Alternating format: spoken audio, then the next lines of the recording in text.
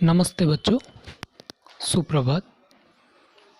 मैं मेवाड़ा मनोज दीपदर्शन विद्या संकुल से हिंदी विषयाध्यापक। आज हम पढ़ेंगे हिंदी साहित्य कक्षा 9 स्पर्श भाग 1 पाठ 5 धर्म की आड़, जिसके लेखक हैं गणेश शंकर विद्यार्थी जी। इस पाठ का पहला वाला अंश हम पहले वाली वीडियो के दौरान पढ़ चुके हैं और अब हम शेष भाग का अध्ययन इस वीडियो के दौरान करेंगे। पहले वाली वीडियो के दौरान हमने पढ़ा था और समझा था कि इस दुनिया में, इस संसार में लोग अपनी रोटियां सेकने के लिए अर्थात अपने स्वार्थ के लिए लोग धर्म और ईमान के नाम पर लोगों को झगड़ाते हैं, लड़ाते हैं। चाहे वो हिंदू मुस्लिम दंगे हो, चाहे कोई और नाम के दंगे हो, राजनीतिक तरीके से या अपना स्वार्थ सिद्ध करने के लिए लोगों को धर्म के नाम पर और अपने ईमान के नाम पर एक दूसरे से लड़वा करके अपना स्वार्थ सिद्ध करवाते हैं।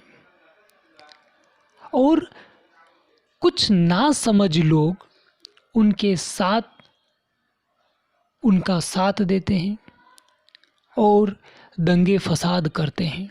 बिना कुछ सोचे समझे, बिना कुछ विचार किए उनका साथ देते हैं और गलत रास्ते पर चल पड़ते हैं। अब हम आगे का अध्ययन करेंगे। धर्म की उपासना के मार्ग में कोई भी रुकावट ना हो।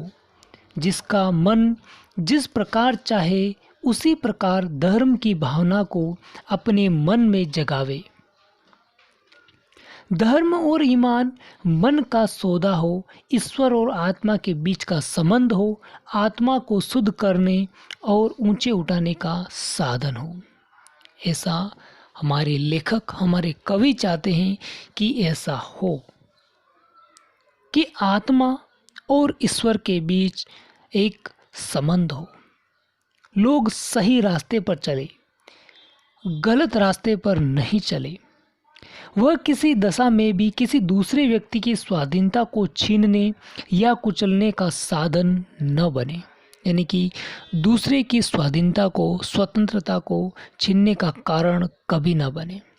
उसका मन चाहे उस तरह का धर्म आप माने और दूसरों का मन चाहे उस प्रकार का धर्म वह माने, लेकिन हमें सही रास्ते पर चलना चाहिए, ऐसा हमारा लेखक चाहता है। दो भिन्न धर्मों के मानने वालों के टकरा जाने के लिए कोई भी स्थान ना हो। यानी कि दो अलग अलग धर्मों को मानने वाले लोग आपस में कभी लड़ाई झगड़े ना करें, वो आपस में कभी ना टकराएं। यदि किसी धर्म के मानने वाले कहीं जबरदस्ती टांग अड़ाते हो तो उनका इस प्रकार का कार्य देश की स्वाधीनता के विरुद्ध समझा जाए, उसके विपरीत समझा जाए, उल्टा समझा जाए। देश की स्वाधीनता के लिए जो उद्योग किया जा रहा है, उसका वह दिन निसंदेह अत्यंत बुरा था, जिस दिन स्वाधीनता के क्षेत्र में खिलाफत, मुल्ला, मौलवियों और धर्माचार्यों को स्थान दिया जाना आवश्यक समझा गया। एक प्रकार से उस दिन हमने स्वाधीनता के क्षेत्र में एक कदम पीछे हटकर रखा था। हमारा लेखक, हमारा कवि यह कहना चाहता है कि धर्म के नाम पर कोई लड़ाई झगड़े, दंगे फसाद ना हो, सभी प्रेम से रहे। अपने उसी पाप का फल आज हमें भोगना पड़ रहा है।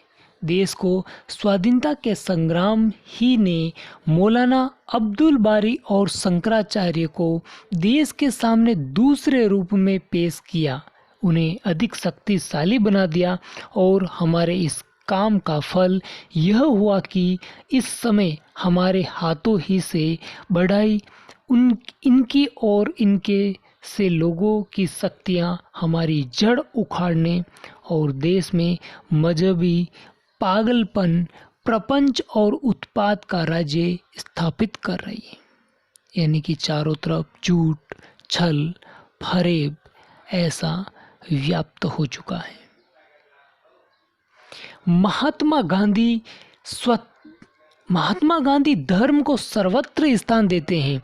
वे एक पग भी धर्म के बिना चलने के लिए तैयार नहीं थे, परंतु उनकी बात ले उड़ने के पहले प्रत्येक आदमी का कर्तव्य यह है कि वह भली भांति समझ ले कि महात्मा जी के धर्म का स्वरूप क्या है।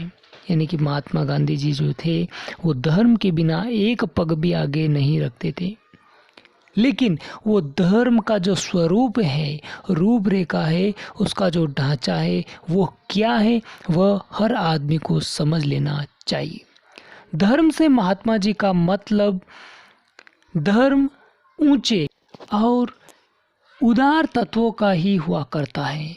उनके मानने में किसे ऐतराज हो सकता है, अर्थात किसी को भी ऐतराज या बुरा नहीं लग सकता है।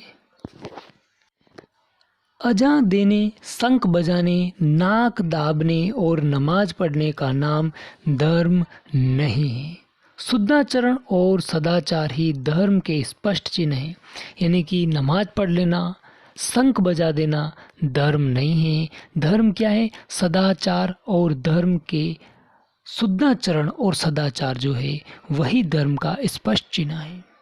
2 घंटे तक बैठकर पूजा कीजिए और 5 वक्ता नमाज भी अदा कीजिए, परंतु ईश्वर को इस प्रकार रिश्वत दे कि चूकने के पश्चात यदि आप अपने को दिन भर बेईमानी करने और दूसरों को तकलीफ पहुंचाने के लिए आज़ाद समझते हैं तो इस धर्म को अब आगे आने वाला समय कदापि नहीं टिकने देगा। यानी कि आप नमाज पढ़ो, आप 2 घंटे तक पूजा करो और फिर गलत काम करो, बुरा कर्म करो, तो फिर वो धर्म नहीं है आपका।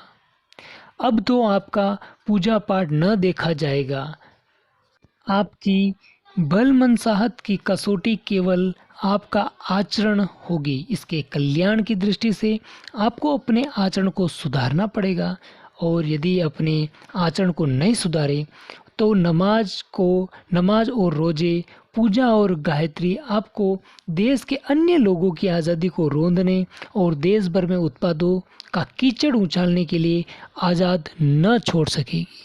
यानी कि आप यदि नमाज पढ़ो, पूजा पाठ करो और फिर दूसरों की आज़ादी को छीनो तो फिर ऐसा नहीं होगा। अब देखिए आगे क्या कह रहा है हमारा लेखक। ऐसे धार्मिक और दीनदार आदमियों से तो वे ला मजहब और नास्तिक आदमी कहीं अधिक अच्छे हैं और ऊंचे हैं, जिनका आचरण अच्छा है, जो दूसरों के सुख दुख का ख्याल रखते हैं और जो मूर्खों को किसी स्वार्थ सिद्धि के लिए उकसाना बहुत बुरा समझते हैं। अब देखिए ऐसे लोग जो धर्म के नाम पर पूजा पाठ करके, नमाज पढ़ के यदि गलत रास्ते पर चलते हैं, गलत काम करते हैं, तो ऐसे लोगों से तो वे लोग काफ़ी अच्छे हैं। कौन? जो नास्तिक हैं, जो पूजा पाठ नहीं करते हैं, जो नमाज नहीं पढ़ते हैं, लेकिन उनके विचार जो है वो शुद्ध हैं, वो अच्छे हैं, उनका आचरण अच्छा है और दूसरों के सुख दुख का ख्याल रखते हैं और अपने स्वार्थ सिद्धि के लिए दूसरों को वो कभी नहीं उकसाते हैं। ऐसे लोग काफ़ी अच्छे हैं। ईश्वर इन नास्तिकों और लामजहब लोगों को अधिक प्यार करेगा और वह अपने पवित्र नाम पर अपवित्र काम करने वालों से यही कहना पसंद करेगा, मुझे मानो या न मानो, तुम्हारे मानने से मेरा अस्तित्व या ईश्वरत्व कायम नहीं रहेगा। अर्थात जो भगवान को, ईश्वर को मानते हैं लेकिन उनके नाम पर अपवित्र काम करते हैं तो उन्हें भगवान कभी पसंद नहीं करेगा। और फिर मुझे मानो या न मानो, तुम्हारे मानने से मेरा ईश्वरत्व कायम नहीं रहेगा। दया करके मनुष्यत्व को मानो, पशु बनना छोड़ो और आदमी बनो। ऐसा हमारा लेखक चाहता है कि हमें गलत काम या ऐसा काम जो सही ना हो, ऐसे काम हमें छोड़ देने चाहिए और हमें मनुष्यत्व को अपनाना चाहिए। इस प्रकार से अब यह हमारा पाठ समाप्त होता है। अब आपको इस पाठ के सारे प्रश्नोत्तर अपनी नोटबुक, अपनी अभ्यास पुस्तिका के अंदर हल करने हैं। धन्यवाद।